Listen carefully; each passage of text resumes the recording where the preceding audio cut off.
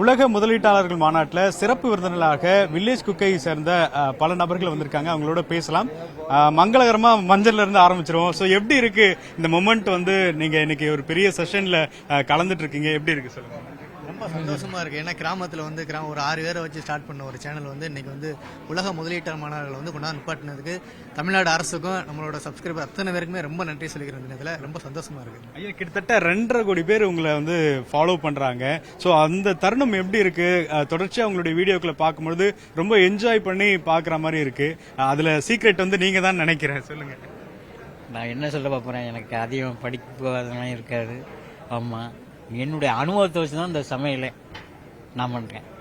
ஆமாம், அதாவது பெரிய பெரிய சமையல்லாம் பண்ணியிருக்கேன் நான். அப்போலாம் எவ்வளோ பேர் சாப்பிட்டாலும் இந்த சாப்பாடு நல்லா இருக்குன்னு நல்லா இல்லைன்னு சொல்ல மாட்டாங்க.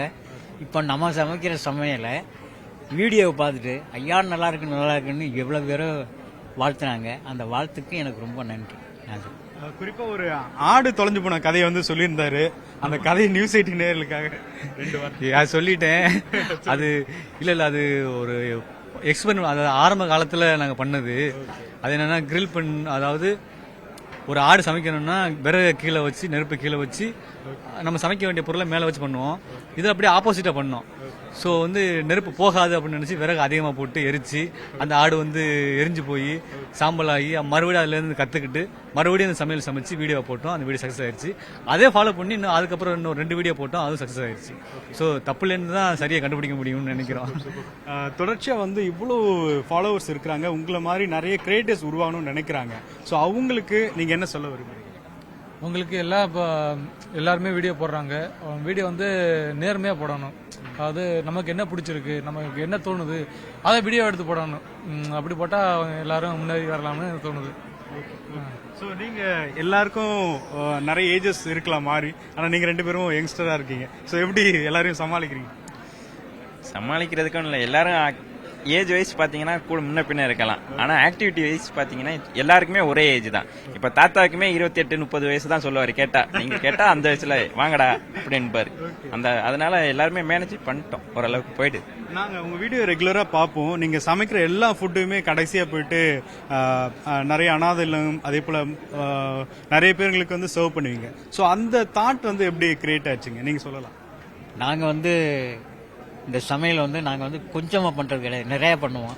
அதை பண்ணி நாங்கள் சாப்பிட்டு டேஸ்ட் சொல்லிட்டு அதை கொண்டு வீணாக்கிறாம முதியோர் இல்லத்துக்கு கொண்டு கொடுப்போம்.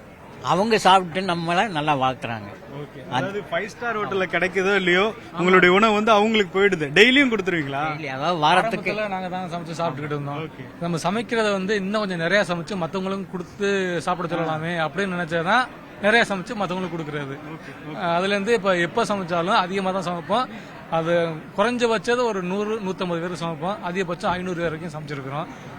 சமைச்சு அவங்களுக்கு கொடுத்து சாப்பிடும்போது நமக்கு ஒரு மன திருப்தியா சந்தோஷமா இருக்கு. இப்போ அந்த வீடியோல பார்க்கும்போதே பல்கா இருக்கும், எல்லாமே அதிகமான பொருளா இருக்கும். ஸோ அதெல்லாம் இந்த காஸ்ட் எல்லாம் எவ்வளவு ஆகும் ஒரு நாளைக்கு ஒரு வீடியோ பண்றது? அது ரொம்ப செலவு அதிகமாகும். இப்போ ஒவ்வொரு வீடியோலாம் பார்த்தீங்கன்னா அண்ணன் சொன்ன மாதிரி அதுவும் குவாலிட்டியான ஃபுட்டா இருக்கும். ஆமாம், அது அண்ணன் சொன்ன மாதிரி ஏதாவது இதுவாச்சுன்னா திரும்ப மறுபடியும் ஃபர்ஸ்ட் வாங்கினது மாதிரியே திரும்ப எல்லாத்தையும் வாங்கி ரெடி பண்ணணும். ஒரு 1 லேக் ஆகும்ண்ணா. 1 லேக் கூடவும் ஆயிருக்கு. வீடியோ கூடவும் ஆயிருக்கு. 3 லட்சம் வரைக்கும் ஆயிருக்கு ஒரே வீடியோக்கு. ஆரம்பத்துல நம்ம ஊர்ல கிடைச்ச மீன், நண்டு, நத்தையில பண்ணணும். அது அவ்வளவா செலவு இல்ல, அது காசே இல்ல. நம்ம வீட்டுல கிடைக்கிற மிளகா, வீட்டுல இருந்து மிளகா எடுத்து போயிருவோம். அந்த மாதிரி பண்ணிக்கிட்டு இருந்தா அது ஒண்ணு இல்ல. இப்போ பல்கா பண்றோம், கொஞ்சம் பெருசா பண்ணும் போது செலவும் கொஞ்சம் அதிகமா வரும். அதுக்கேற்ற மாதிரி மக்களோட சப்போர்ட் நல்லா இருக்கு. எங்களுக்காக நியூஸ் 18 நேயர்களுக்காக உங்களுடைய அந்த ஸ்லோகன் ஒரே டைம்ல செம்மையா சமைக்கிறோம், பயங்கரமா ருசிக்கிறோம். இன்னைக்கு ஒரு புட்டி எல்லாரும் வாங்க. மிகுந்த மகிழ்ச்சியான ஒரு தருணமா இருக்கு. குறிப்பாக இது போன்ற பெரிய மேடைகள்ல ஒரு கிராமத்திலிருந்து புதுக்கோட்டையிலிருந்து வந்த ஒரு குழு அப்படிங்கிறது இன்னைக்கு உலகம் முழுக்கம் இருக்கக்கூடிய மக்களை கொண்டு சேர்ந்திருக்கிறது அப்படின்றது யூடியூப்ல ஒரு மிகப்பெரிய ஒரு பொருளாதாரத்தை மாத்திருக்கு அப்படின்றதை நம்ப முடிகிறது. ஒளிப்பதிவாளர் விக்னேஷுடன் வேல்முருகன், நியூஸ் 18 தமிழ்நாடு.